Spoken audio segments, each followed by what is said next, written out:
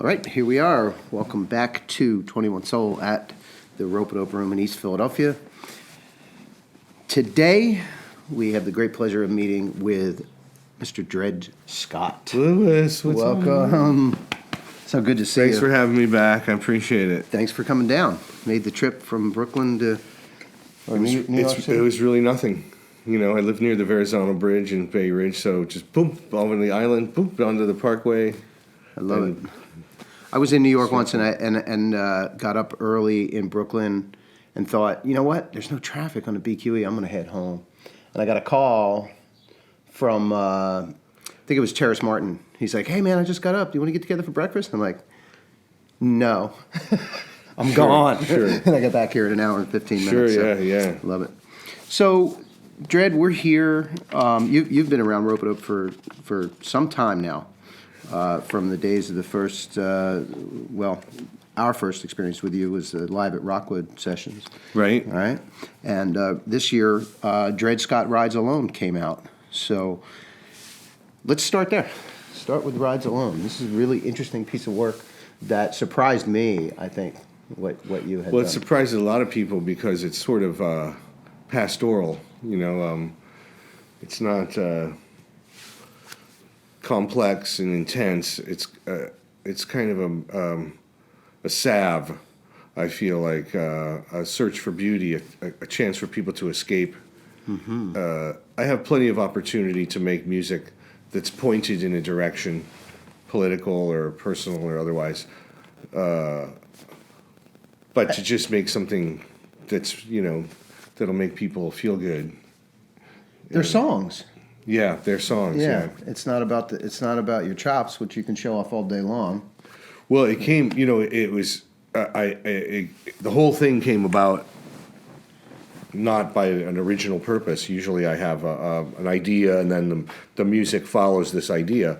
But I didn't. Since Going Nowhere, the last record that I did with you guys, I mean, it was called Going Nowhere for a reason, because I don't know what I was doing or if I had any more ideas. One of the songs is called 66 Sixths, just to see if I could make a song that had 66 intervals of a sixth in as the melody.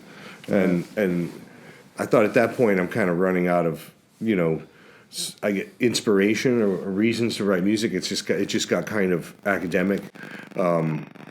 Although that's a really great song, and when we do play it right, a little portal opens up in front of the stage and starts to spin. And Satan appears. Well, we just encourage the audience not to get too close to it and fall into it. Right. I would think that just being in the audience when you're referencing and opening up that portal is enough. They move aside at least a little for bit. the Christians to say that's just. It's funny, you know, that interval of a sixth is not a very evil interval. Usually the interval of what they call the tritone, which is a full step less than the interval of a sixth, is considered evil. So it sounds like a kind of a happy number, except at the end when we all yell 66 sixths. Yeah, the first time I heard that. Like Pennsylvania. Well, that comes from Pennsylvania like, 6-5000. That's an old Glenn. Oh, the break and then the they all chant. go Pennsylvania 6-5. So we Right. thought, well, at the end of our every time at the end of our form, we're going to go 66-6, and then go back and. Where does 666 come from? What is that whole reference? 666. Well, that's the number of the beast in Revelation. But I know. Oh, it's in the Bible. Yeah, it's in the Bible, and. This explains why. But yes, part 2. You guys don't read that section. I don't. Part 1. Yeah. Part 1. But this was at the end of part 2. Anyway. So. Yeah, the beast will come and he'll have a little 666. You know, did you ever see the movie The Omen? I have not. Oh, that's a good one. You got to check that one out. That's like the first one. Yeah. Gregory Peck. Lee Remick. I don't really enjoy. That's a good things one. that scare me. Life Alone scares me. I don't need to watch it. It wouldn't scare. It only. It really. I mean, like The Exorcist. Certain of those movies that are religious only really scare you if you're actually raised that way. You've been trained. Yeah, if to you're be like special. Catholic, like I was raised Catholic, those exorcists scared the shit out of me. I was just like, oh my God, their demons are coming It's for me. actually real, yeah. Life is demonic enough. Yeah, right. So you were on the road. You were at that point. You've probably felt maybe in retrospect. I'm going to throw in. You'd gotten as far as you can creatively with the things that you had studied and Right. learned, and then you took a break. And then, at the same time, it's kind of like this advent of the takeover of your medium. Like if your medium used to be like making recordings, and now recordings are kind of like not desired. As People don't want important, them, right? Like I use this analogy just because I play golf. The guy that he used to make metal spikes. Everybody had metal spikes, Right. And then they suddenly outlawed them, and you had to have plastic spikes. And so the guy who manufactured metal spikes had to retool his factory or go out of business. And it was kind of getting that way with the CD. Like what am I making? I'm making shit that nobody wants to buy or has any value. We have a lot of discussion about that because I think that there's a narrative. There's a narrative that we all get that says you have to. The future is here, and if you don't participate in the future, you're going to be lost in the past somehow. And yet the train still comes by this building. I still play CDs all the time. Yeah. Old technology dies a lot more slowly than we think it does. I still but though, it feels like that at the time, right? That you're going to get as left a behind. student of history, though, I'm willing to, this idea of that you make a recording and sell it, that's kind of new. I mean, before that, there was sheet music because people had pianos, and that's how you monetized your what it was you created. Right. And before that, it was you had to play, you had to perform to make money because there was no recorded media. Right. And when they first had recordings, people weren't. It wasn't even made for the purpose of recording. Selling, videos. yeah. It was to record your First, voice. it was like, look what we can do. We can document this shit. Yeah. But now, I'm totally open to a new way. I mean, if what our paradigm isn't, write the music, tour, record the record. Write the music, tour, record the record. That's just how I came up in the system, and that's what you did. But if that's not what's happening, if that's not, I had a CD. I gave it to I had CDs at the end of the gig. I was like, well, let me just at least try to give one to someone.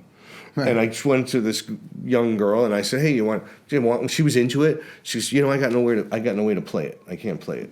And this is a few years ago. About this time. And I started thinking, well, what is my medium? I started to reevaluate what it is that just take some time off. And at the same time, I had a kid, so it was convenient. I could hide out there, and I'm doing something. Like I don't have to Something think about. useful. Yeah, I don't have to think about that. I'm raising a family now. So.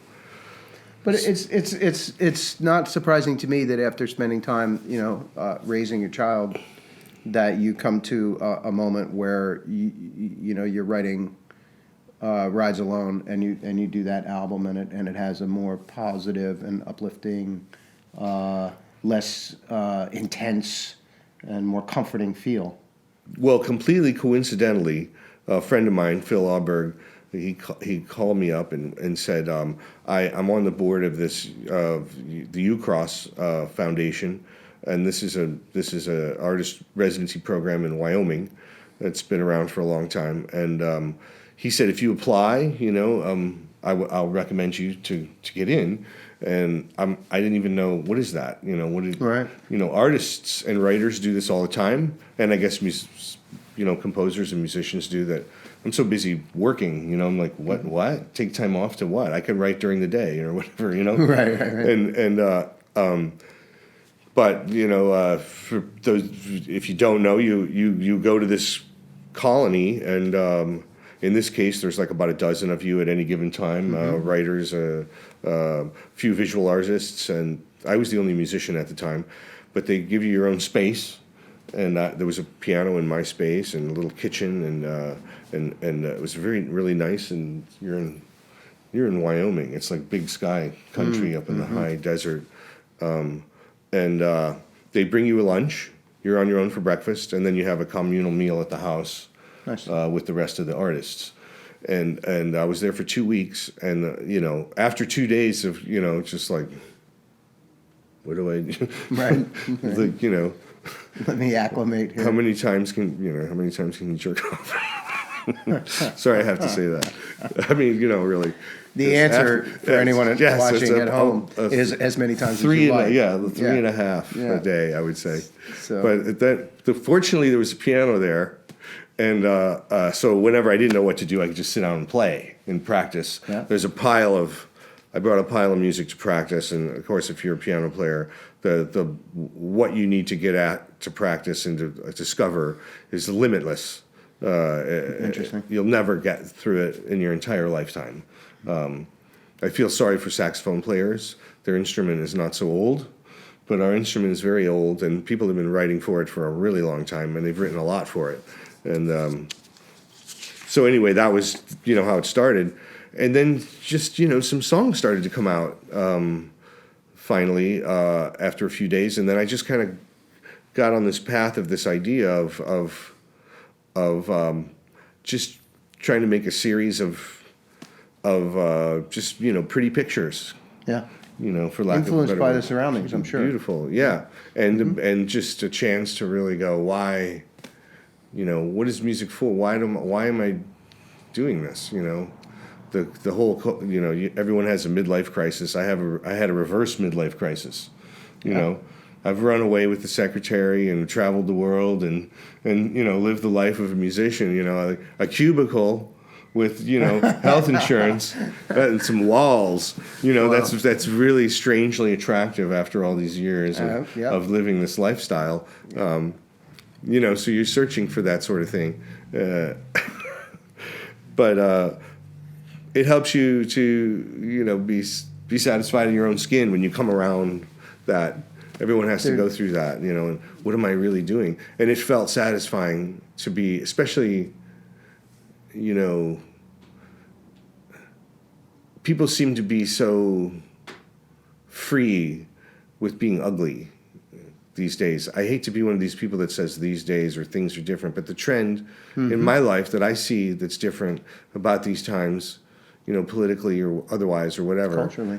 Culture, it's just people are just easier with being mean to Yeah. each other and treating each other really badly. Well, they have great role models at the highest levels of It's government just kind of and become business. normalized, and I'm not talking about speaking your mind for or that being purpose. politically correct, because you know the great Don Rickles just recently passed, and I mean that's needed, an unfiltered look at who we all are, where we can all take some lumps equally about who we are, you know, and that's kind of what a guy like Rickles does, and I don't want that to be washed out of the discourse, of course, but it's become so easy to be that way without being offended. funny, you know. Right. You know, it's like okay, if you say some shit about me and it's funny, it's like okay, cool, you know, that was funny and But if true, you and just say mean things. but it's just We're out, yeah. plain vindictive and hateful and mean, and it's become so anyway. I just felt like that. Wouldn't it be, you know? I've always been Dred Scott. Geez, or, you know, have to be about something. It has to be about something. To just create a collection of songs that's about whatever you want it to be. Just come away. Just go away and escape, and just for this hour, don't think about all that shit. You know, just think about. I think you can put this record on and generally feel comfort and I hope so, and you know. some joy each time. And, As the you know, songs find came the time together, to do it. that's what, you know, that was became a common thread. My friend Denny is an architect who's also been a patron of mine. He's been behind the scenes of a lot of my records and helped me a lot throughout my career. He built a studio in Sebastopol. He built this compound, and part of it was a studio. Beautiful place, Sebastopol. And he was in California, Yeah. Northern Cousin who California. lived there. Yeah. And he was like, he wanted to do a project. There's a beautiful piano there. And after these songs just started to become collected, they didn't really go, as I would continue to perform, occasionally, I don't know, my trio act was kind of lost between these two worlds, Sure. I had these new songs that didn't really go with the old songs, and so I wasn't performing as much. And, at the same time, I got this gig at El Posto, the fine dining, where I've been there for 6.5 years, so I was able to just, financially just rest. Right, you went on the treadmill. Yeah, what a touring musician has to do. Yeah. I had this spot which is to play on a nice piano and for nice people and for nice food. It's good food. Yeah. Anyway, that's my plug for that place. Yeah, which is great, by the way. Yeah, I mean, and a wonderful result of that experience. It's really awesome. You've got other things cooking. Yeah, well, I'm wearing the clothes that I wore to the gig last night because I slept in my clothes, rock and roll, keeping it real in New York City This one? at the age of double nickel. All right. We were supposed to go on with the Munchies, my band with Kenny Brooks, Okay. my Alphabet Soup buddy from way back, and People should dig into Alphabet Soup, by the way. But sorry to interrupt. yeah, wait, no, interrupt away. He and I have this instrumental sort of funk thing that we plug in a lot of different bass players and drummers, and Adam Minkoff wanted to play with us. We kept trying to get with him one of these times. And he's like, "Well, let me get a gig at the Rockwood, and then when I'm free, and we'll do the band." So that's what we did last night. And my wife is a producer, TV producer, so she organized a little shoot, and, Nice. and we were gonna. That's coming soon. Good. To a theater, to a rope dope. To 21 Soul. You're gonna love the which Munchies, is- man. The yeah. Munchies is the Oakland funk, and Nice. so anyway, we went up late because Aaron Comes was before us, and he's from the Spin Doctors, so he can just go on whenever he wants. He had a big party in the back room with lots of groupies, and was like, "Guys, could you go on, please?" And, no, So you ended up going on late. yeah. So we went on late. We went on I don't know, 2 a.m. No, it wasn't that late, but we went on very late, and we played. And it was, but when I got home, I thought, I should just sleep. So I mean, these were just roll with it. good looking clothes. Roll with it. This is my Jay Lindbergh. I don't think anybody would Lindbergh. ever have known My Puma. if you hadn't. Well, if you hadn't mentioned it. I shared the spritz, the travel spritz, with my friend. Sprayed it down. Yeah.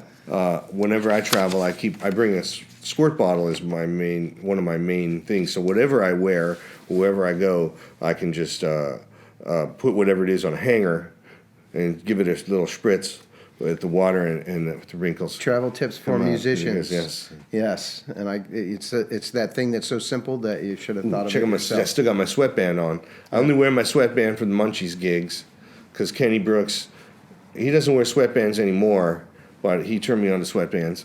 This sweatband is a Satan sweatband because it's got the Satan. Can you see that?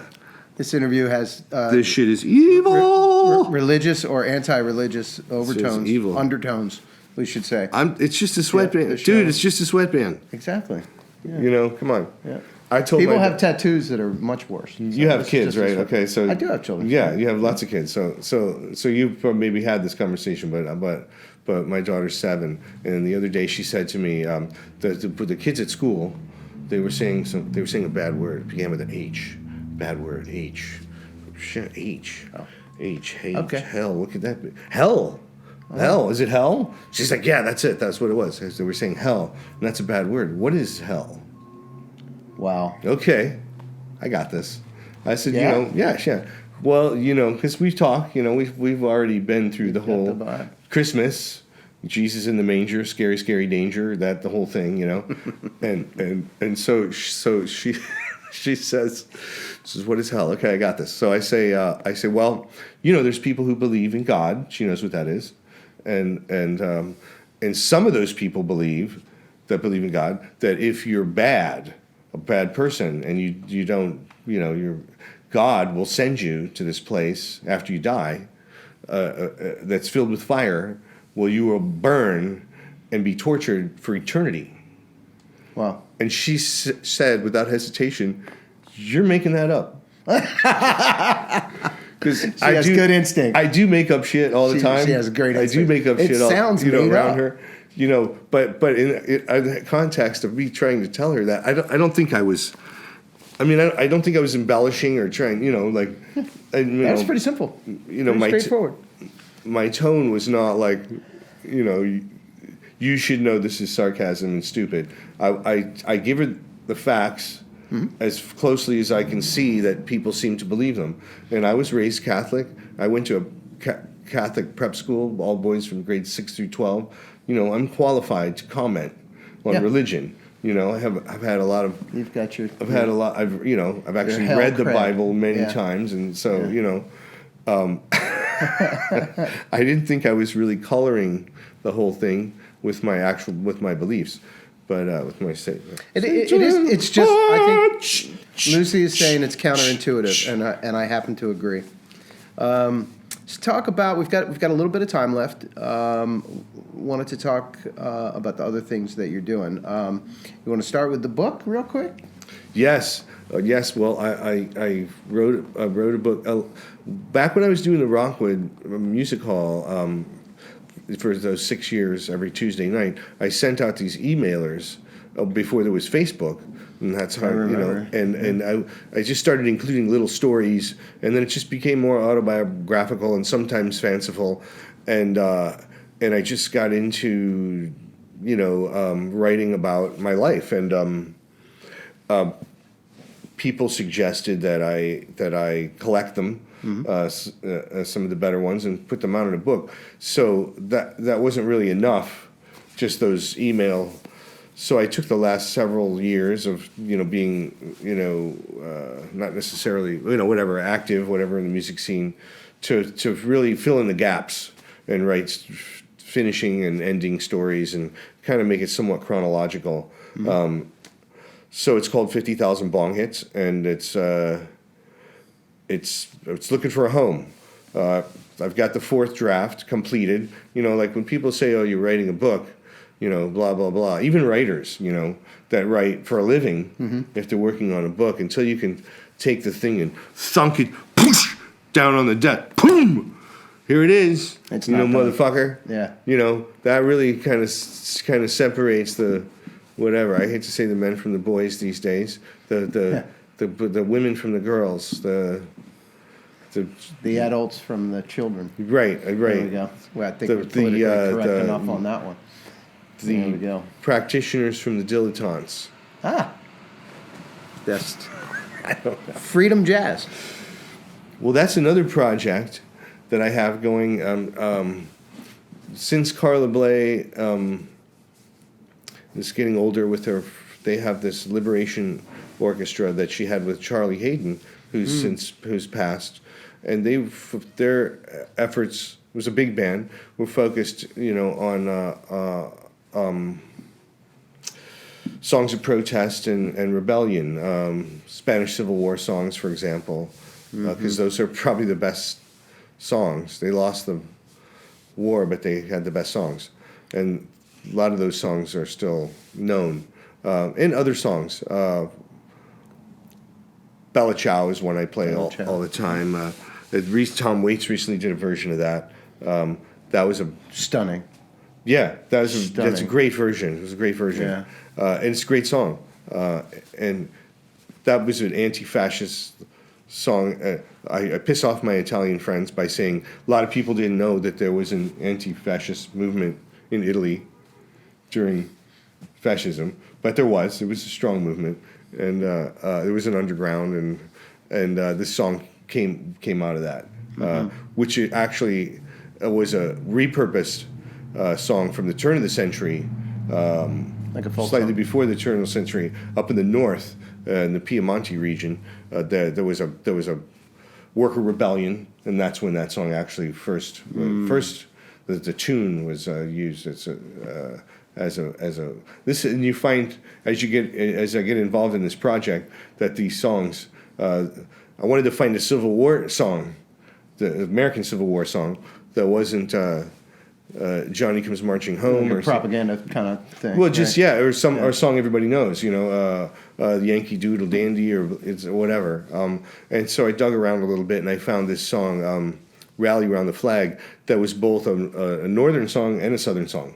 It was a very popular northern song, and then when it was so popular, the South took it, changed the lyrics to fit their agenda, and they were singing it. It was a popular song down there.